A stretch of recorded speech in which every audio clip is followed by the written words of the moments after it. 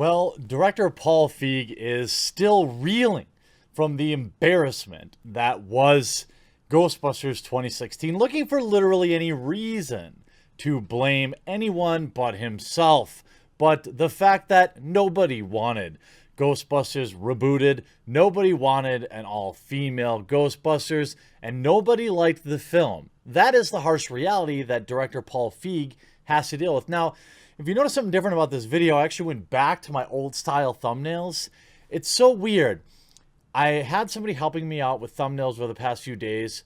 People keep saying they look great, but views have basically been cut in half. So I don't know if it's that YouTube doesn't like them or what, or people are just not used to seeing the new thumbnail, so they don't recognize me in their sub feed. Maybe that's it. Maybe, I'm not sure, but keep an eye out. I may be going back to my old thumbnail as a test to see what happens. Now, an article came out yesterday. Ghostbusters all-female reboot is a victim of 2016's anti-Hillary movement. Director Paul Feig says, literally what? What? I don't know how else to react to this. This has to be a legendary reach. I don't know how else anyone could describe this. Paul Feig has reflected on the vitriolic response to his woman-led Ghostbusters reboot, claiming that it was similar to the criticism faced by Hillary Clinton during her 2016 presidential campaign. What? In a discussion with Julia Cunningham on the Jess Cagle Show, Sirius XM, Feig discussed the vocal negativity that rose following the cast of Kristen Wiig, Melissa McCarthy, Kate McKinnon, and Leslie Jones as leads of the film. Some really brilliant author or researcher or sociologist needs to write a book about 2016 and how it intertwined our film was with Hillary Clinton and the anti-Hillary Clinton movement. What?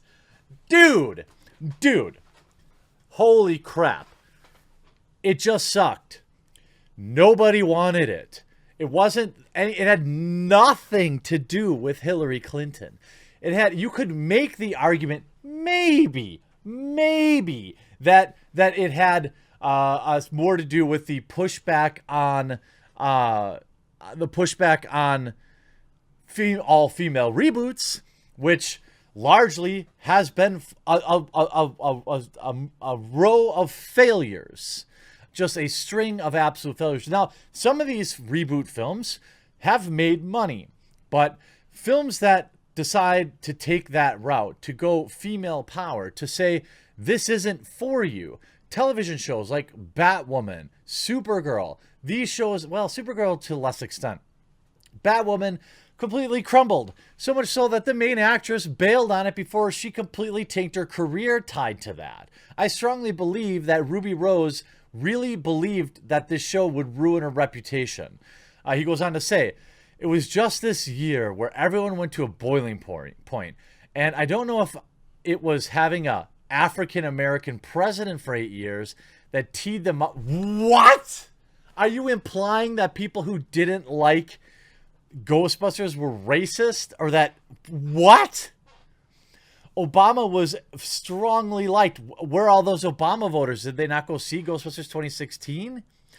By the time in 2014 or 2015, when I announced I was going to make it, when it started, Feig went on to point towards President Trump's own negative comments regarding the film as indicative of a larger ideological tie between the criticism both faced. Quote, it's crazy how people go nuts about women trying to be in power or... Oh my God, Paul Feig.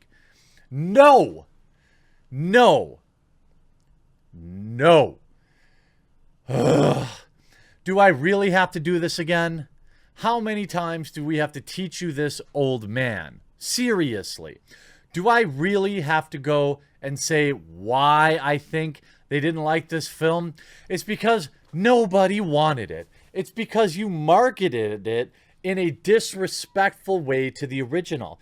You wanted the original Ghostbusters fandom to pay you money to see none of the original Ghostbusters for a movie that took place in an alternate reality or alternate universe that disregarded Ghostbusters lore.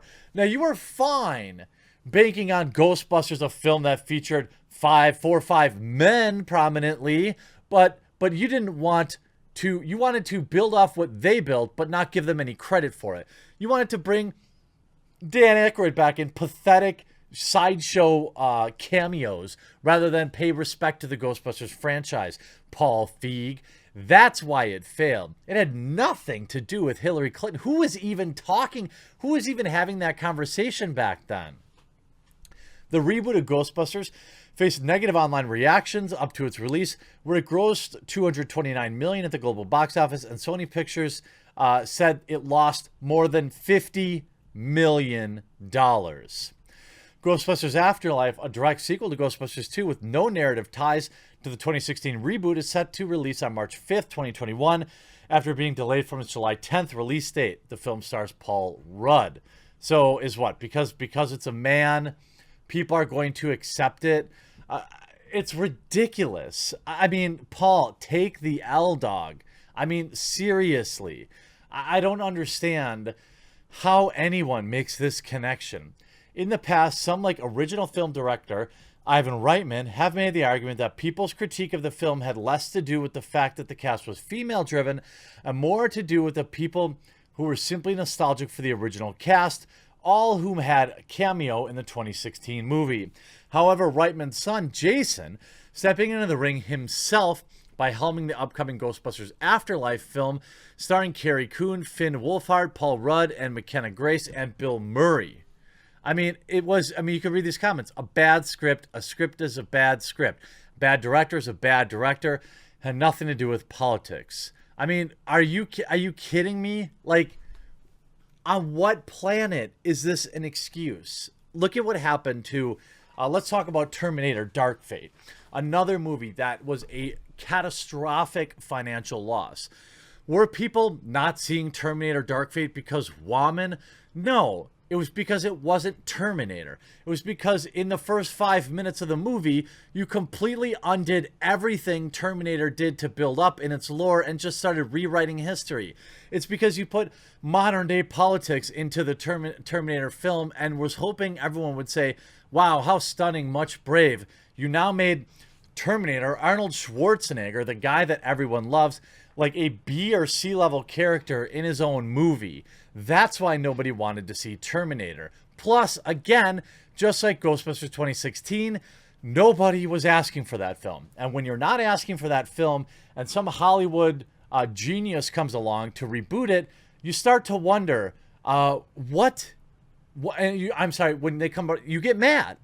You get mad because they're messing with all of your lore. And you know, there are movies that have been successful. Ocean's 8, for example, was actually successful, I think, by most standards. It made several $100 million. This was starring 8 females. There are absolutely female-led films that make a ton of money. But when they make money, it's not how stunning and brave men are for supporting a female-led movie. It's only the narrative that they bring in when the movie fails. When the movie fails, it's men's fault. When the movie succeeds, it's in spite of men. Do you get that, Hollywood? Paul Feig? Do you understand why people don't like you? Why people didn't want that movie? Maybe it's because they didn't like Paul Feig. Maybe it's because most of those actresses are long past their comedic primes. Melissa McCarthy hasn't been in a funny movie in a decade. I mean, I don't think really any of her movies were funny, except maybe the movie she did with Julia Roberts, the buddy cop film. That was okay.